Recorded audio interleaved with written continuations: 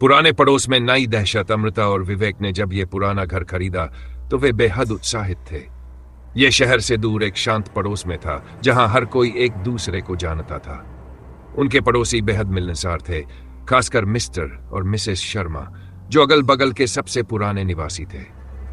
उन्होंने न केवल अमृता और विवेक का गर्मजोशी से स्वागत किया, बल्कि उन्हें अपने वार्षिक हैलोवीन पार्टी के लिए भी आमंत्रित किया।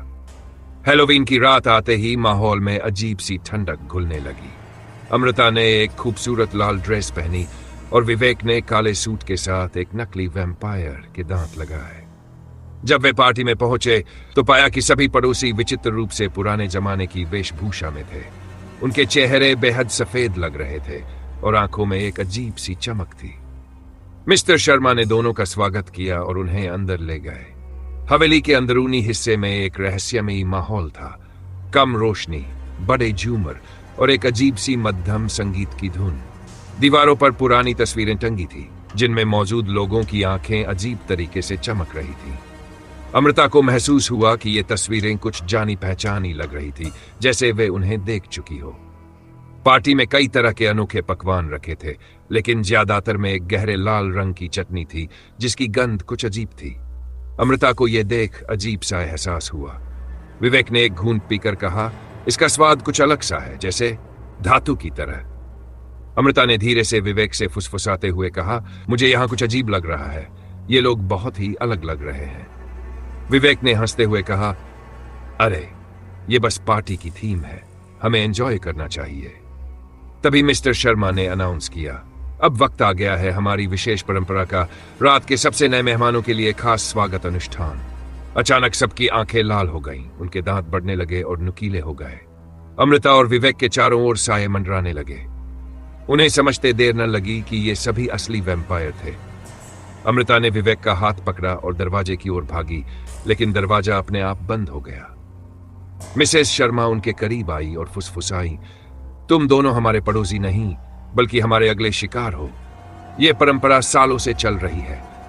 यहां जो भी नया आता है वह हमारी दावत बन जाता है। अमृता ने कांपते हुए अपने गले को छुआ, जैसे किसी अदृश्य शक्ति ने उसे जकड़ लिया हो।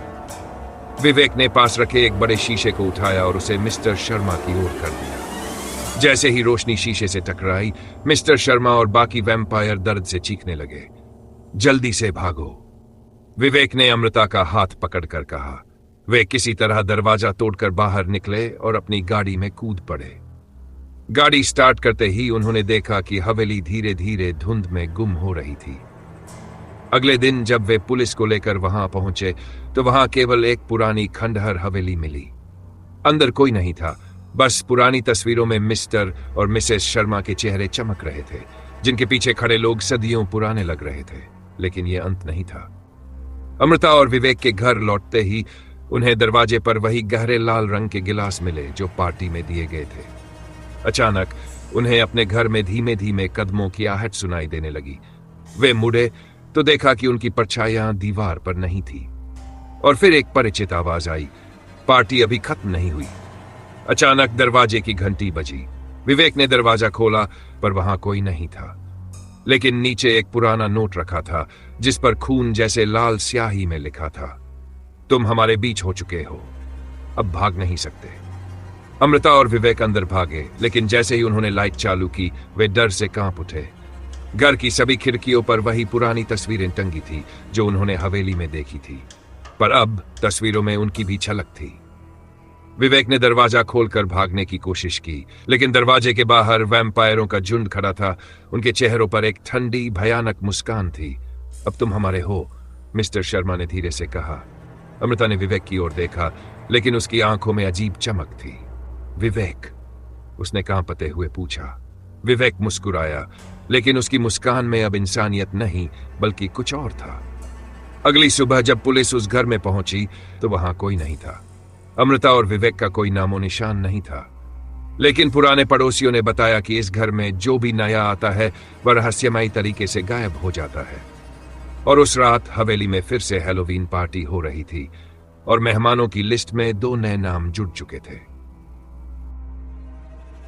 खोई हुई बेटी की वापसी एक ठंडी और स्याह रात थी। हवा के झोंके सूखे पत्तों को इधर उधर उड़ा रहे थे।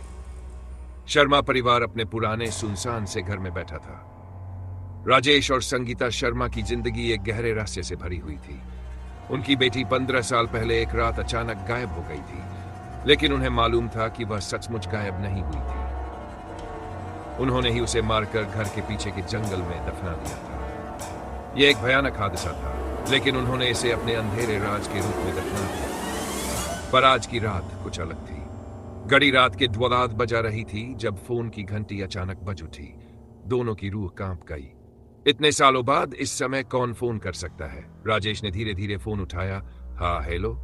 दूसरी तरफ से एक जानी पहचानी आवाज आई, पापा, मैं नेहा हूं। संगीता के हाथों से चाय का कप गिर पड़ा। उसकी आंखें फटी की फटी रह गई। राजेश की सांसें अटक गई। नहीं, ये नहीं हो सकता। राजेश बुदबुदाया। मुझे पता है आप सोच रहे होंगे कि मैं कैसे जिंदा हूं। मैं जिंदा नहीं हूं पापा, लेकिन मैं वापस आ गई हूं। आप दोनों ने मुझे मारा है ना? राजेश और संगीता की आंखों में डर समा गया।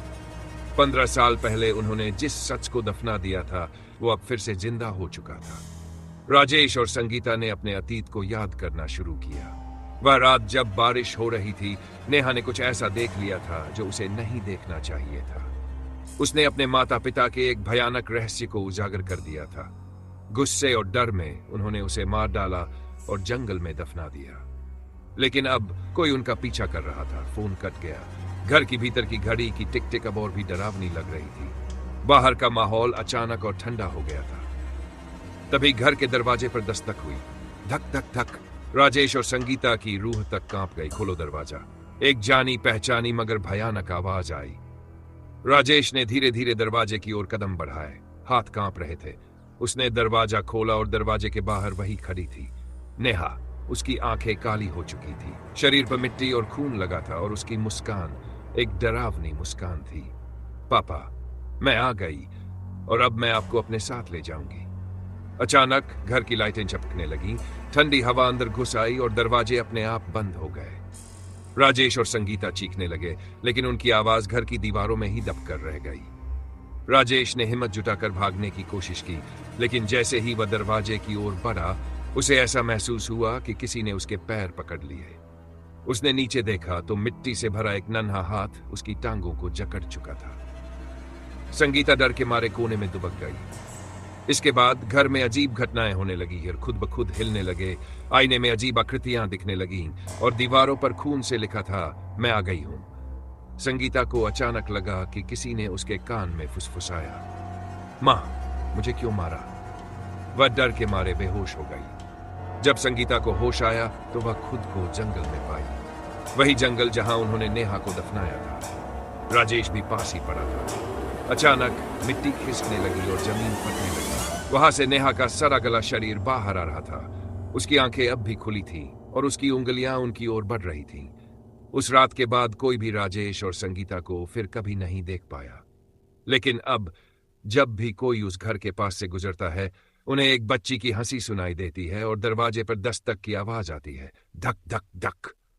और कहते हैं अगर कोई उस घर में रात गुजारने की हिम्मत करता है तो उसे भी आधी रात को वही फोन कॉल आती है, पापा, मैं नेहा हूं।